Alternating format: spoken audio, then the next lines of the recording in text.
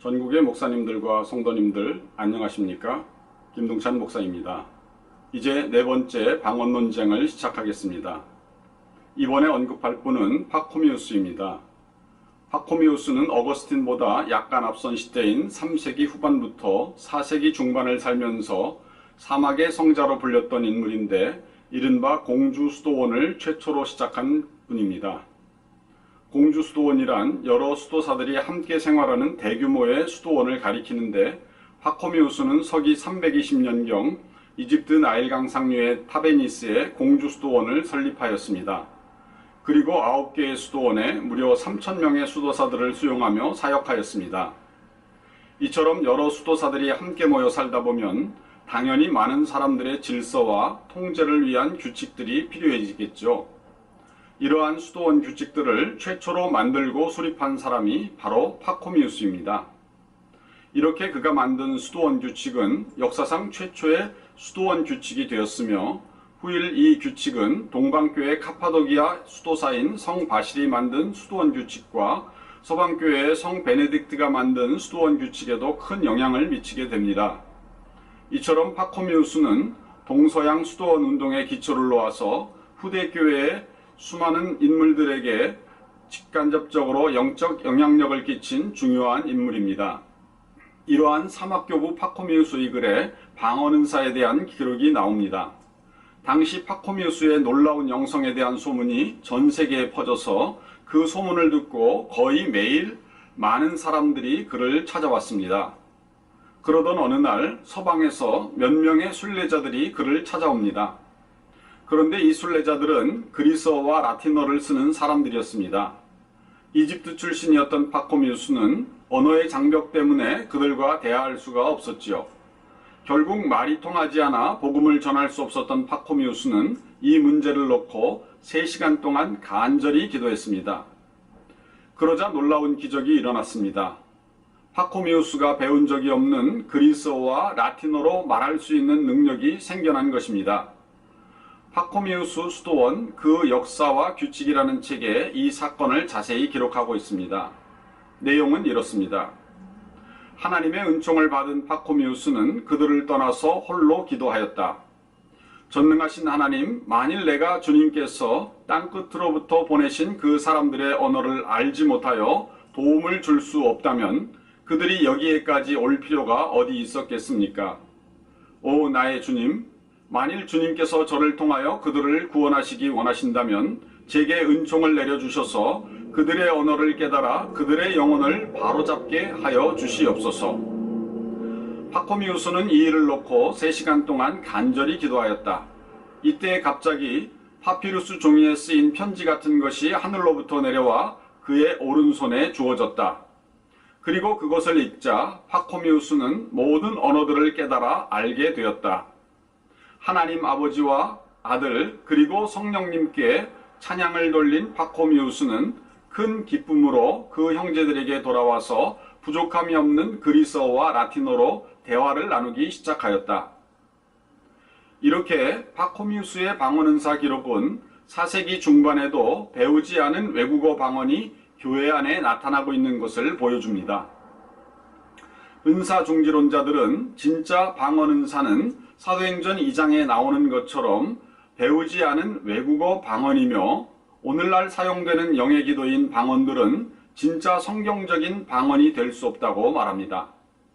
그리고 진짜 은사인 배우지 않은 외국어 방언조차도 서기 95년에는 모두 그쳐서 더 이상 존재하지 않는다고 말합니다.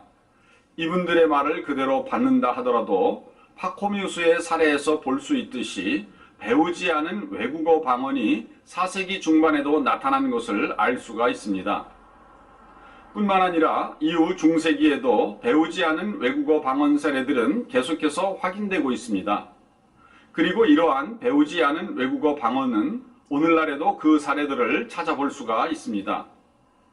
아무튼 파코미우스의 사례를 통하여 확인된 것은 은사종지론자들이 서기 55년경에 멈췄다고 주장하는 방언이 4세기 중반에도 여전히 나타나고 있다는 것입니다. 특히 은사중지론자들이 진짜 방언이라고 주장하는 배우지 않은 외국어 방언, 부정할 수 없는 진짜 방언이 정통 교회인 수도원 내에서 일어납니다. 방언은 서기 95년에 멈춘 것이 아니고 그 후 250년이 지난 4세기 중반에도 계속되고 있는 것을 볼 수 있습니다. 이러한 교회사적 증거가 있는데도 노우호 목사는 주장하기를 이처럼 교회사에서도 일반적으로 방언 등 표적의 은사들은 사도들과 함께 사라진 것으로 인정하고 있다라고 말을 하고 있습니다. 이것은 분명히 틀린 주장입니다. 분명히 교회사 속에서 방언의 사례의 자료들이 계속 나타남에도 불구하고 노우호 목사는 자신의 책 방언을 검증하자에서 주장하기를 만일 그러한 방언이 신령한 언어이며 하늘의 언어였다면 초대교회 이후 지금까지 계속되었어야 한다. 그러나 앞에서 살펴보았듯이 전혀 그렇지 않았다. 고린도 교회 이후 찰스 파르함 때까지 왜 하늘의 언어가 없었는지에 대해 설명할 길이 없다 라고 말하였습니다. 즉 노우호 목사는 서기 55년부터 서기 1900년 사이에는 방언에 대한 기록을 찾아볼 수가 없다는 것입니다. 하지만 교회사 속에 나타난 여러 교부들의 증언과 가르침 그리고 방언 사례들을 제대로 살폈더라면 절대로 이러한 말을 할 수가 없었을 것입니다. 이번에는 독일의 수녀 원장이었던 힐데가르드의 방언 체험을 살펴보겠습니다.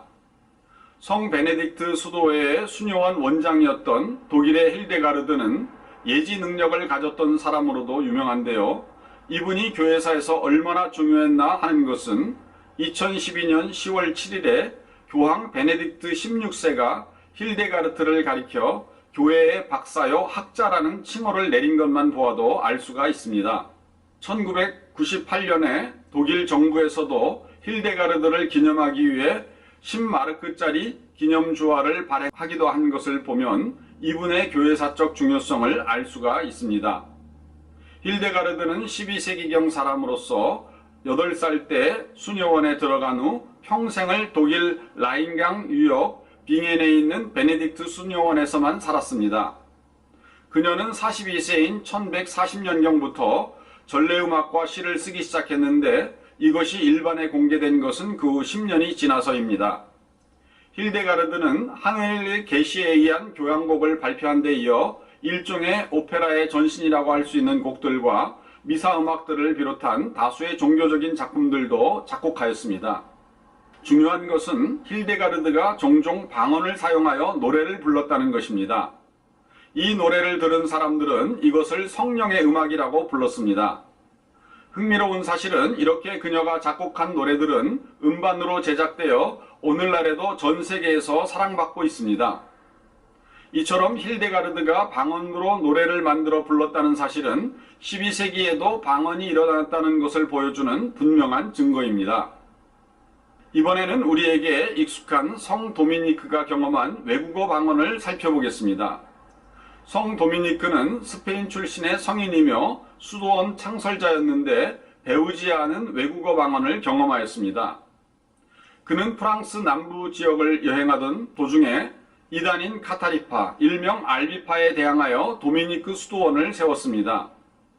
그의 모국어는 스페인어였는데 어느 날 기도를 마친 후 그는 독일어로 말할 수가 있었고 그를 추종하던 사람들은 이러한 기적이 일어나는 것을 보고 매우 놀라워하였습니다. 프란시스 레너가 쓴 성 도미니크 전기에 보면 기도하고 나자 곧 독일어를 말하였으므로 독일인들이 몹시 놀랐다 라고 적고 있습니다. 그런가 하면 도미니크와 비슷한 시기에 프란체스코 교단의 수도사였던 안젤로스 클라레너스도 기도 후에 배우지 않은 그리스어와 이탈리아어를 말할 수가 있었습니다. 중세기의 성녀 클레어도 외국어 방언을 경험하였습니다. 이탈리아 출신으로 어거스틴 수녀원의 원장이었던 성녀 클레어는 이탈리아 옴브리아 지방의 몬테팔코에서 태어났습니다. 성 클레어는 세 가지 기적적 육체 현상으로 유명했는데 그녀는 성령이 충만할 때 배우지 않은 프랑스어로 말할 수 있었습니다.